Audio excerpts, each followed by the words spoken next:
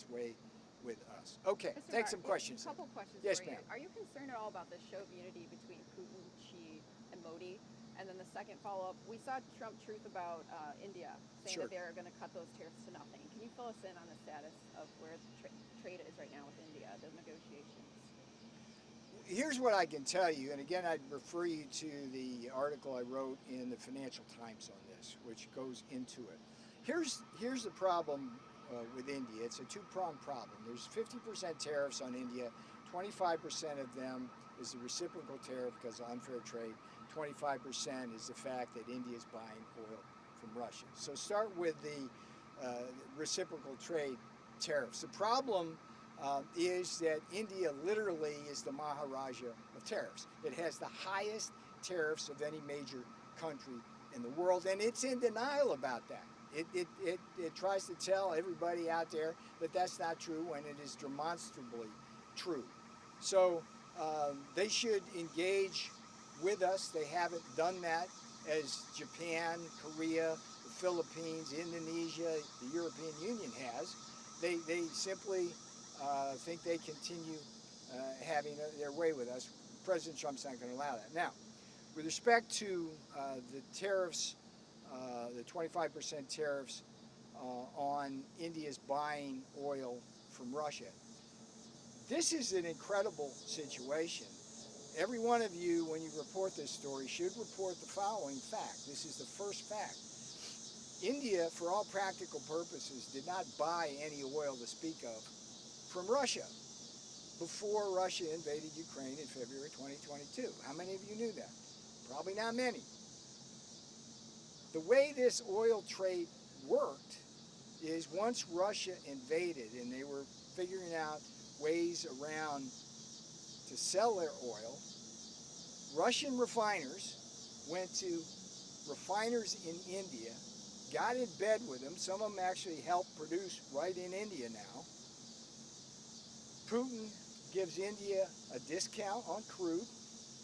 They refine it, sell at premium prices to Europe, Asia, and Africa. It's nothing but profiteering.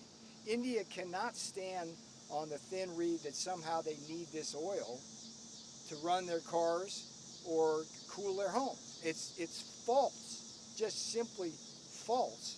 And so here's how this works. This is the crazy math of this for the American people. Listen to me carefully here. India charges the highest tariffs in the world, has the highest non-tariff barriers. So they export a bunch of stuff to us. We can't export to them. Our workers and our businesses get hammered by India. India then uses the money we give them, buying their exports, to buy Russian oil. The Russians use the money from the Russian oil to build more bombs and weapons and drones to kill Ukrainians. And then the Ukrainians come to us in Europe to ask for more money from our taxpayers to pay for that. That's crazy. So the road to peace in many ways runs at least partly through New Delhi. It's time for Modi to step up. I have great respect for Modi. I love the Indian people. It was a shame to see Modi getting in bed as the leader of the biggest democracy in the world with the two biggest authoritarian dictators in the world, in Putin and Xi Jinping. That doesn't make any sense. I'm not sure what he's thinking, particularly since India has been in a Cold War and sometimes a hot war with China for decades. So we hope that the Indian leader comes around to seeing that he needs to be with us in Europe and Ukraine and not with Russia on this, and he needs to stop buying the oil. Okay? So then why not impose those secondary sanctions on China, which is a massive purchaser Well, of Russian oil? that's a separate issue. I would just remind you that we have now 50% tariffs on India. How much do we have on China? Well, it's How much do we have on China? 30%. What's that? 30%. No, it's over 50% total on China. Well, if you add- Okay, so the yeah. question is, yeah, how much more can you do? And there's a lot of things going on there. So I think that this issue is complex, but at a minimum, India's got to stop doing.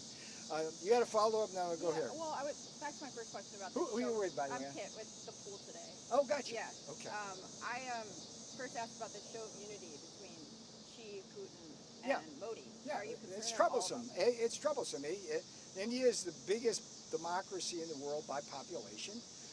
Historically, India has been in a Cold War with communist China for decades. China has funded Pakistan's military. China helped Pakistan develop its nuclear weapons. China has invaded India repeatedly, particularly in a place called Aksai Chin. I don't know if you're aware of that area, and actually has taken territory from India and still holds it. The Chinese patrol now far into the Indian Ocean and are challenging Indian sovereignty in the Indian Ocean.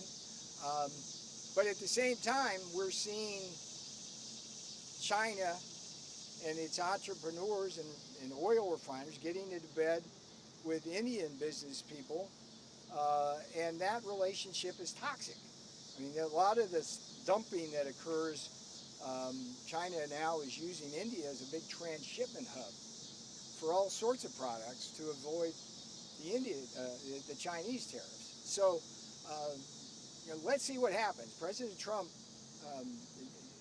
every American should thank President Trump for flagging this issue and calling India out on these issues, because we don't want to be about the business of trying to defend Ukraine with funds and weapons and things like that, when our money is going to somebody who's cheating us, and they're using that money to give to the Russians to buy weapons, kill Ukrainians, and then use our taxpayer money. All right, I'll take just a couple more, sir. What, understand